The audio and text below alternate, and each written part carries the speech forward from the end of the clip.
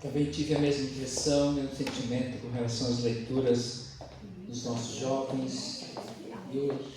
Sim, são leituras fortes, mensagens inteiras. Isso chama-se maturidade. Como é que seja um versículo só, mas todos eles foram mensagens completas. Maturidade. Isso é a palavra de Deus, né? É tão importante que cada leitura diferente da outra. E no momento que nós estamos vivendo como igreja de Cristo, momento de privilégio, estamos aí alguns dias de celebrarmos a paixão e Páscoa, o ápice da nossa fé cristã, o ápice do cristianismo. E é tempo de reflexão, é tempo de nós nos aproximarmos do Senhor, do seu Espírito Santo e sermos abundantemente tocados. Um tempo de desafios. Cada dia mais temos desafios num mundo ainda perdido em si mesmo. Convido você a abrir a sua Bíblia no Evangelho de João, no seu primeiro capítulo. Vou ver aqui os 14 versículos para a nossa reflexão neste momento. João, Evangelho de João, primeiro capítulo. Mesmo sentados, vamos ouvir atentamente a palavra do Senhor, que diz assim em João, primeiro capítulo, a encarnação do Verbo.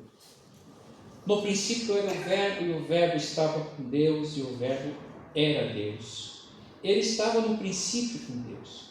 Todas as coisas foram feitas por intermédio dele, e sem ele, nada do que foi feito se fez. A vida estava nele, a vida era a luz dos homens. A luz resplandece nas trevas, e as trevas não prevaleceram contra ela. Houve um homem enviado por Deus, cujo nome era João. Este veio como testemunha para que testificasse a respeito da luz, a fim de que todos virem a crer por intermédio dele. Ele não era luz, mas veio para que testificasse da luz, a saber, a verdadeira luz, que vinda ao mundo ilumina a todo homem. O Verbo estava no mundo, o mundo foi feito por intermédio dele, mas o mundo não o conheceu. Veio para que o que era seu e os seus não o receberam. Mas todos quantos o receberam, deu-lhes o poder de serem feitos filhos de Deus, a saber, aos que creem no seu nome, os quais não nasceram do sangue, nem da vontade da carne, nem da vontade do homem, mas de Deus. E o Verbo se fez carne e habitou entre nós, cheio de graça e de verdade, e vimos a sua glória, glória como do unigênito do Pai. Amém.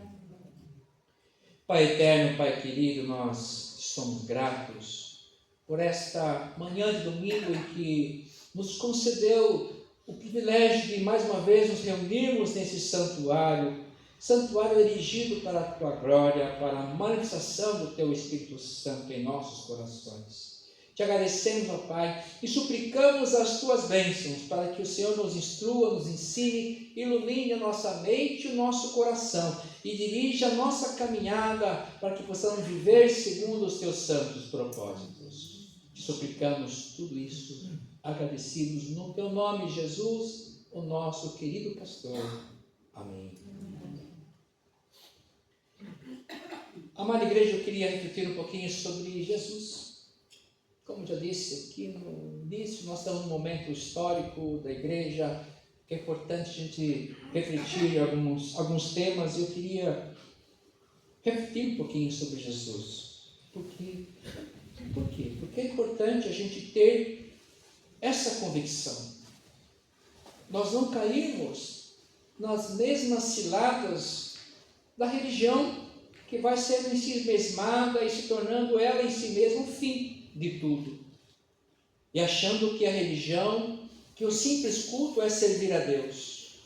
Então nós precisamos sempre refletir, voltar a entendermos algumas questões que são primordiais para a nossa caminhada, e uma caminhada relevante diante de um mundo ainda conturbado, cheio de confusões e guerras intermináveis.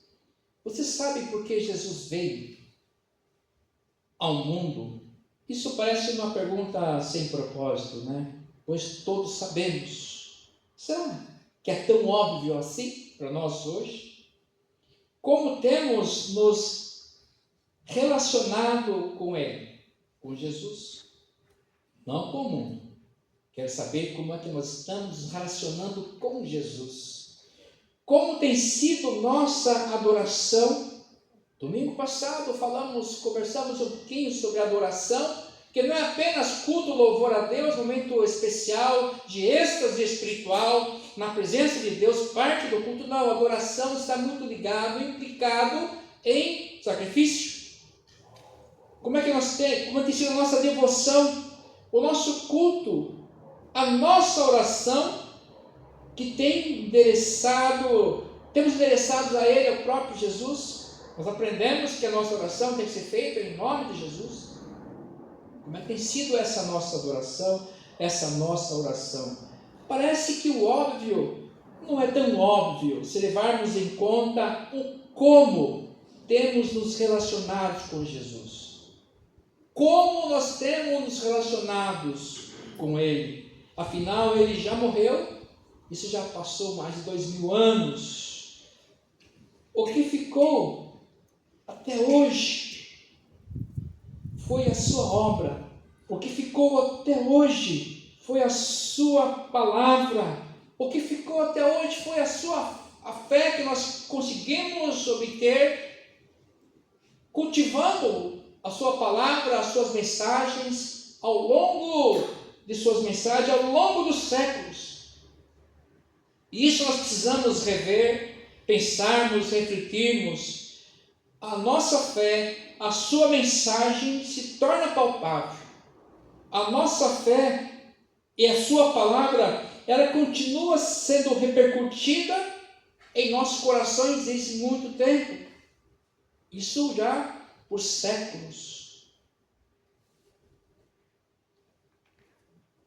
Como é que tem sido o nosso relacionamento com Jesus? Porque nós precisamos começar a pensar a partir de que o mais importante é quem Ele é. O mais importante é quem Jesus é. Não o que Ele pode fazer, não o que Ele pode fazer e fará.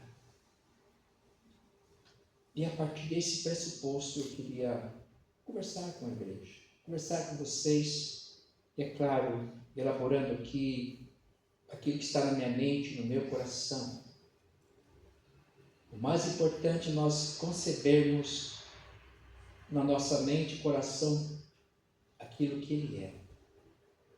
E aí nós voltamos lá para o Êxodo capítulo 3, quando Deus, na conversa com Moisés, para que o povo pudesse ser libertado, Deus ouvir a oração do seu povo, e Ele mandou Moisés, que estava tranquilo no deserto já há 40 anos, vivendo das benécias da terra do seu sogro, curtindo a família, a riqueza daquela terra. E aí Deus falou assim: eu quero que você agora saia desse conforto e vá buscar libertar o meu povo.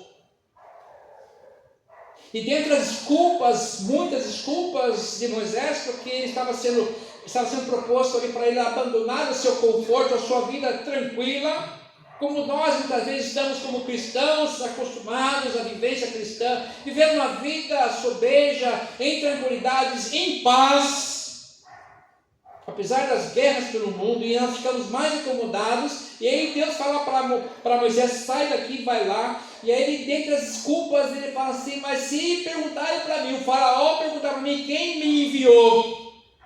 E nós sabemos que a resposta de Deus foi simples, mas tão complexa ao mesmo tempo. O eu sou te enviou. O eu sou é o Deus criador de todas as coisas. É o Deus aqui do verbo que se fez carne e habitou entre nós em Jesus Cristo. E Jesus estava lá no eu sou, na formação do Gênesis 1. O verbo que se transformou em carne e habitou entre nós. O eu sou te enviou. Então nós precisamos entender quem é Jesus, e é o que Ele é. Não o que Ele pode fazer para mim, não, porque hoje eu vou para o culto buscar a bênção de Deus, amém, amém, mas nós temos que entender que nós precisamos adorar a Deus e buscar na sua presença, mas naquilo que Ele é. E aí nós podemos pensar e começarmos a defrontar com a nossa humanidade o quanto limitados nós somos. Enquanto nós estávamos cantando aqui aquele cântico, que às vezes nós não entendemos direito, renova-me, não quero ser igual mais. Os mais orgulhosos vão dizer que, nossa, eu sou uma pessoa boa, como assim não quero mais ser igual a quem eu sou, quero mudar tudo? Você na verdade não conhece você, quanto mais a Deus, não sabe quem Jesus é. Que quando nós achamos que nós não precisamos mudar nada, porque nós não nos conhecemos, não conhecemos a Deus minimamente, nós precisamos ser outras pessoas, sem outra pessoa assim, precisamos ter lavados, renovados, transformados completamente pela vida de Cristo em nós, porque nós somos forjados em uma sociedade pecadora, uma sociedade perdida em si mesma, em pecado me concebeu minha mãe, uma sociedade pecadora. E eu sou pecador, a minha forja, a forja que me forjou, o que sou hoje é de pecado. Não tive uma educação perfeita, porque meus pais eram humanos também, não foram perfeitos, mas que eu amo eles e honro meu pai e minha mãe, apesar de eles serem humanos. E como nós somos forjados em uma forma de pecados impura, iniquidade e transgressão, nós somos pecadores. Por isso que a palavra vem e nos quer transformar para que nós sejamos um vaso novo, lavado no sangue do Cordeiro e nos tornarmos mais alvo que a neve. Porque quando nós olhamos para Cristo, para Jesus e sabemos quem Ele é, nós nos revestimos da nossa humildade, sabemos quem nós somos e nos arrependemos dos nossos pecados e chegamos a sermos salvos pela graça que nos envolve. Então nós precisamos sim de fato sermos renovados a cada dia, transformados, sermos uma nova criatura. Porque sem isso nós não veremos Deus, não alcançaremos a salvação. Porque Cristo é salvação e juízo.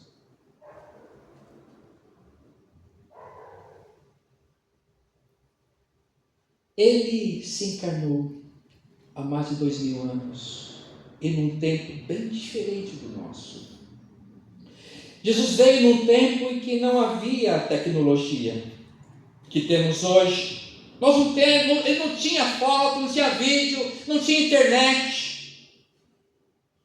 Aí começamos a pensar aqui hoje, será que ele seria mais reconhecido e alcançaria mais pessoas? O que você acha? Se Jesus viesse hoje nós estamos estudando uma revista com os adultos que o tema principal de todas as lições é: se Jesus viesse, ele seria evangélico. E temos as lições fantásticas, à luz da palavra de Deus.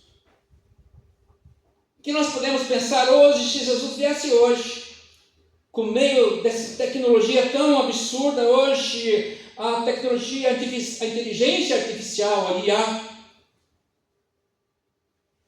que tem, para mim, tornado o ser humano cada vez mais superficial. Ninguém mais quer estudar agora, tudo é inteligência artificial. É claro que quem estuda e quem forja essa inteligência artificial são profundos estudiosos, mas a grande maioria, a massa da população, vai ficar na superficialidade cada vez mais. Não se vai se aprofundar em mais nada. Eu vejo a sociedade de hoje, os adolescentes de hoje, nas telas touch. É o mundo das imagens. Nada com profundidade. Ninguém mais quer ler, estudar, se concentrar e pensar algo a respeito. E nós precisamos entender quem é Jesus. De fato, se nós somos cristãos. Será que se Jesus viesse hoje, alcançaria mais pessoas, seria mais reconhecido? Eu não sei se ele teria essa preocupação, essa pressa toda, esse mundo digital. Não sei se ele teria esse pensamento de que estaria bombando nas redes sociais. A lógica do nosso tempo é que uma imagem vale mais que 1000 palavras. Uma imagem vale mais que 1000 palavras. Isso me lembra um colega de pós-graduação, que ele colocou lá, expressou o seu trabalho para a gente estudarmos juntos com ele, perante os professores, e ele falou assim, ele citou esse ditado, que uma palavra vale mais que 1000 imagens. Eu acho que essa imagem aqui vale mais 500 palavras. Ele menosprezou um pouquinho o trabalho dele, não vale 1000 palavras, mas vale umas 500. Uma imagem vale mais que 1000 palavras. Ravi Zacarias afirma que tal lógica com Jesus não é verdadeira. Davi Zacarias, um pensador, um escritor, essa lógica para Jesus não é verdadeira. Ele afirma um outro pensamento de Richard Krause, que fala assim, que uma palavra pode valer 1000 milagres. Inverteu essa lógica, de que uma palavra vale 1000, uma imagem vale 1000 palavras, e inverteu, que uma palavra pode valer 1000 milagres. Quando ele vai para o texto bíblico, em vários textos bíblicos, nas escrituras sagradas, ele vê isso, que uma palavra pode valer 1000 milagres, porque é a palavra de Deus. Eu fico pensando assim, quando Deus fala para Moisés, fala para o faraó que o eu sou que mandou.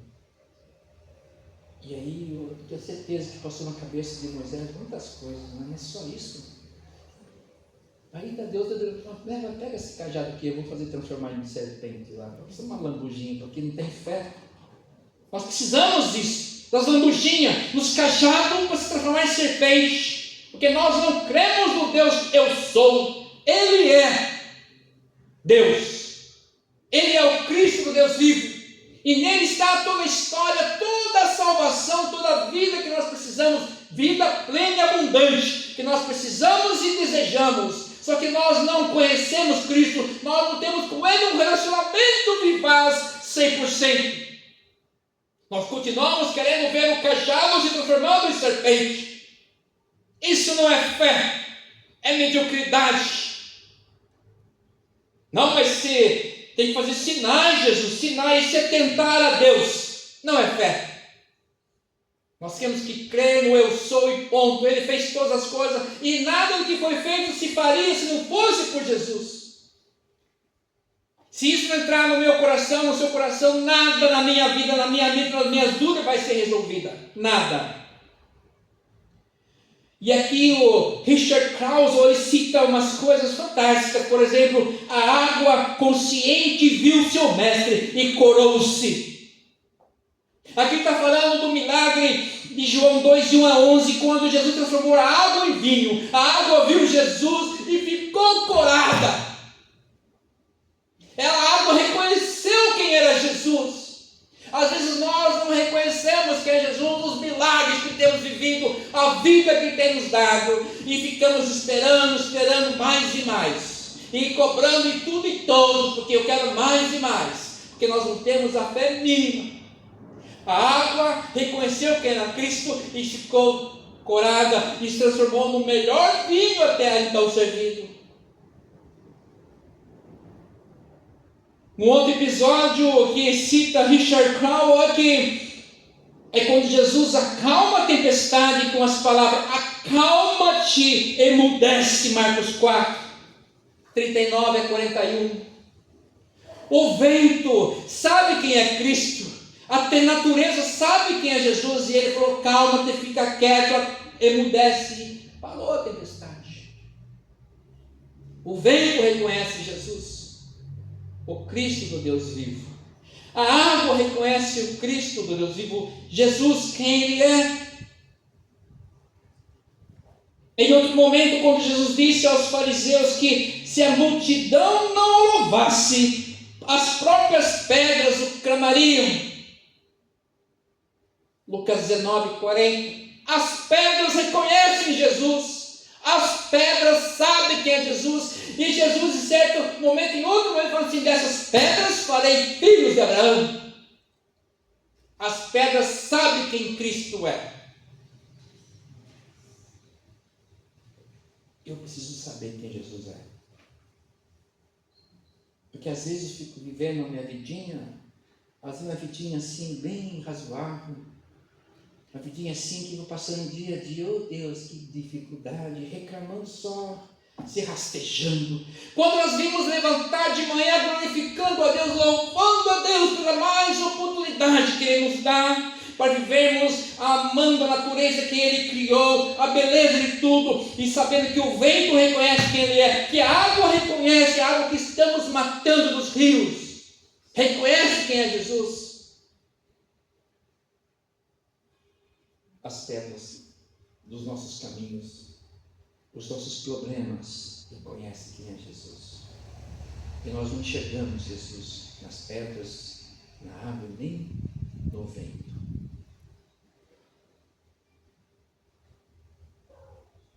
Tem um texto lindo do Leonardo Boff, que fala que os gravetos, as pedras do nosso caminho são nossos irmãos. Lindo, é poesia, não é poesia, mas é a consciência daquele que reconhece Deus em tudo. As pedras, as minhas dificuldades, até as doenças, são nossos irmãos. Que o Senhor nos coloque até as pedras, sabe quem Ele é. Nós sabemos quem Jesus é. Quem é Jesus para você? No princípio era o Verbo, e o Verbo estava com Deus, e o Verbo era Deus. Ele estava no princípio com Deus. Todas as coisas foram feitas por intermédio dele, e sem ele, nada que foi feito se fez. A vida estava nele, e a vida é a luz dos homens. A luz resplandece nas trevas, e as trevas não prevaleceram contra ela. As trevas não prevaleceram contra Jesus. Ele foi morto. Ele morreu. Os discípulos de Maús que me digam, né? Ele morreu. Achamos que ele continua morto. Muitos hoje ainda idolatram Jesus pregado na cruz, cheio de sangue. Coitado. Mas ele não está preso na cruz. Está mais vivo do que nunca. Ele não mudou. Hebreus 13:8. Eu mesmo ontem, hoje e será para sempre. Quem é Jesus para mim? Quem é Jesus para você? Eu ouvi um testemunho essa semana da fé de um menininho, através de uma missionária que muitos estão por aí na internet. Missionária que passou arrecadando as doações para levar lá no norte do país, lugares pobres.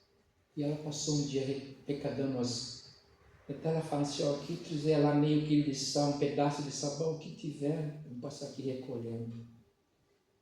E naquele dia que ela passou recolhendo, tinha um menininho lá, um garotinho, chinelinho, sem chinelinho, estava pé no chão, um calçãozinho até a canela, como ela fala. 3 moedinhas na mão. E ela falou, o que é isso, menino? É minha oferta, 30 centavos.